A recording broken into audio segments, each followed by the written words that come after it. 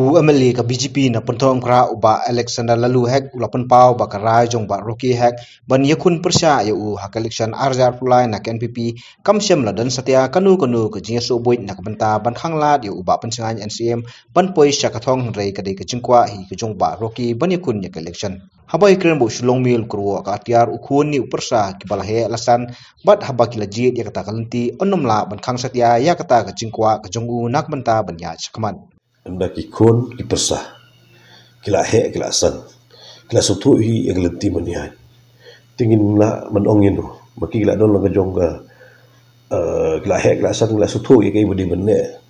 am kata ga ngi pin la hek kikun kipersah kila hek kikwa benne ye kai ba maki kikwa benne tiga syong ga jing start ga jong ki tingan ong no ya ta te kadang ga khubor ham saya pat ka ong ba kadai ga jing stu jumut jumpi bat ba Rocky hek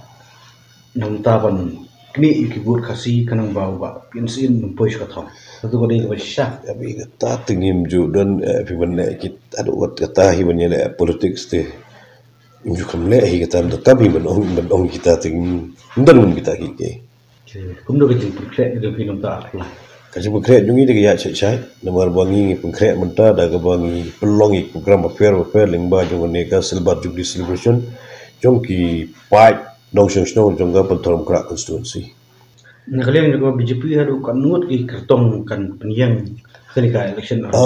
Niat dan gejing temu ba kumur sau fungut ki candidate ki penyang yang ni election manual. Okay, we expect kadu seat right ba. Dan OP ki don ka potentiality hadu kat sunset.